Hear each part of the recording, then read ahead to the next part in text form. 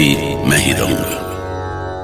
मैंने सृष्टि का आदि देखा है और उसका अंत भी। युग, वर्ष, दिन और घंटे सब मेरे ही विराट रूप के अंश हैं। और उसी अंश से एक कथा जो मैं आपको सुनाने जा रहा हूं, उसका नाम है रामायण।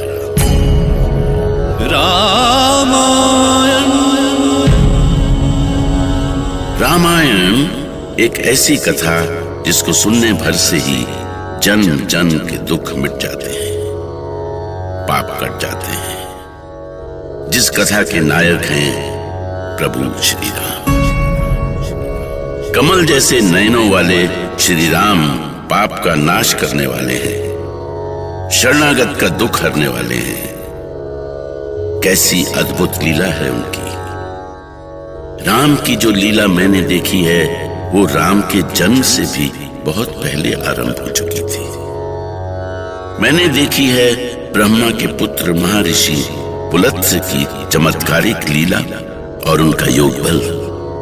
मैंने देखा है पुलत्स्य के पुत्र विशर्वा का तपोबल और साक्षी रहा हूं उनके पुत्र लंकापति रावण के उदय और अस्त का।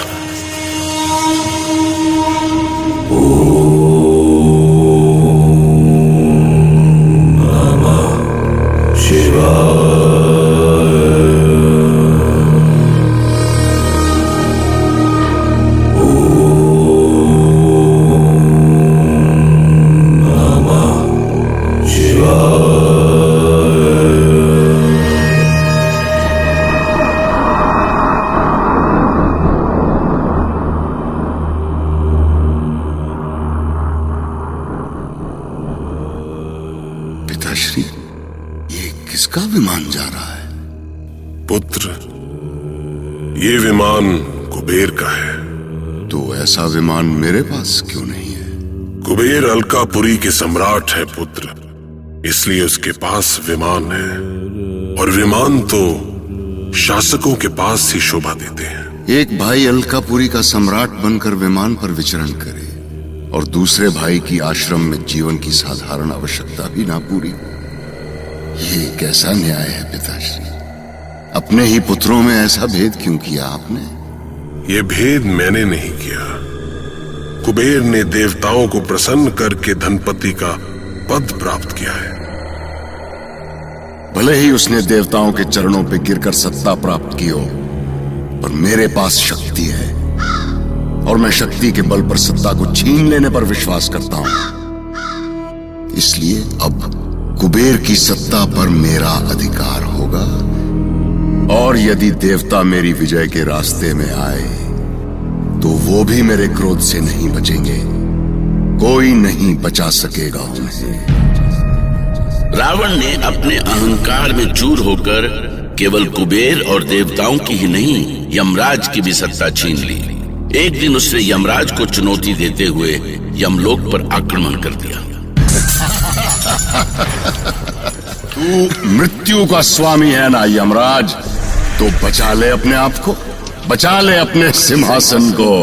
सावधान रावण, ये मत भूल कि मैं मृत्यु का देवता हूँ और तू मुझे चुनौती देकर स्वयं अपनी मृत्यु का कारण बन रहा है। मुझसे बढ़कर इस सृष्टि में कोई नहीं है। यदि रोक सकता है तो रोक ले मुझे। और इस तरह रावण के अत्याचार से भयभीत यमराज को भी अपना सिंहासन छोड़कर भागने के लिए विवश होना पड़ा। रावण का अत्याचार दिनों दिन बढ़ता ही जा रहा था।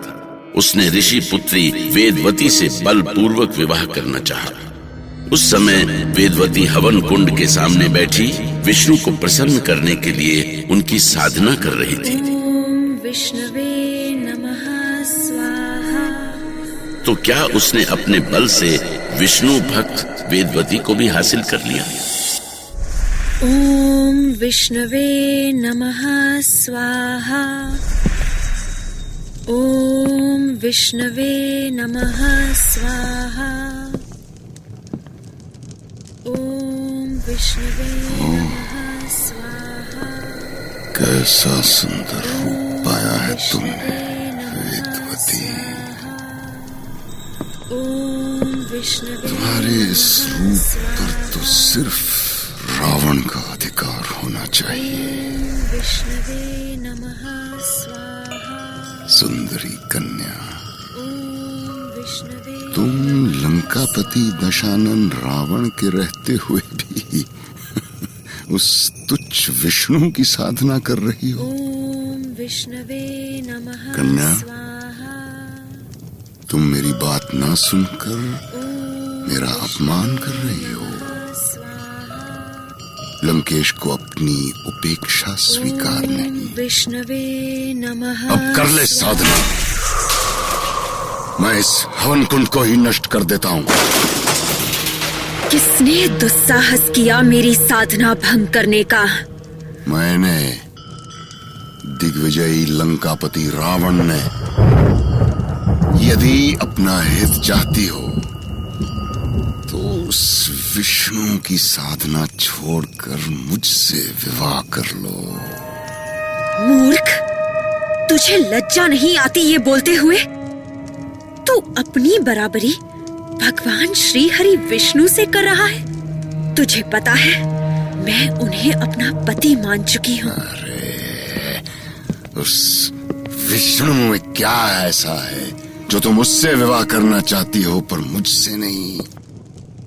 मैं उससे भी अधिक शक्तिशाली हूँ। रावण, यदि अपना भला चाहता है तो यहाँ से चला जा। लगता है तुम्हें अपनी शक्ति दिखानी पड़ेगी। हट जा रावण, आगे मत बढ़ना। चला जा, छोड़ दे मुझे। दुष्ट रावण, मेरे साथ बल प्रयोग करके विवाह करने की तेरी इच्छा कभी पूरी नहीं होगी। इसलिए मैं अग्नि में जलकर अपना जीवन समाप्त कर रही हूँ। पर यदि मेरे तप में बल है तो मैं त्रेता युग में सीता के रूप में जन्म लूंगी और तेरे विनाश का कारण बनूंगी। तेरे विनाश का कारण बनूंगी। इस तरह रावण के अत्याचार से देवता, यक्ष, गंधर्व और ऋषि मुनि सभी पीड़ित थे। हर ओर त्राही त्राही मची हुई थी। अंत में धरती को इस अत्याचार से मुक्त करने के लिए ऋषि मुनि भगवान विष्णु के पास पहुंचे। त्राहिमाम, रक्षा करे प्रभु, रक्षा करे। लंकापति रावण का अत्याचार दिनों दिन बढ़ता जा रहा है। उसके राक्षस सैनिक यज्ञ का विध्वंस कर रहे हैं, ऋषियों मुनियों की हत्या कर रहे हैं। प्रभु, उस दुष्ट का अंत कीजिए, अंत कीजिए प्रभु, अंत कीजिए।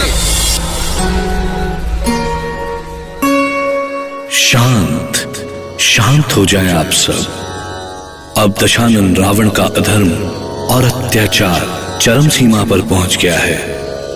आप लोग निश्चिंत होकर जाएं। अब रावण का अंत निकट ही है। तथास्तु।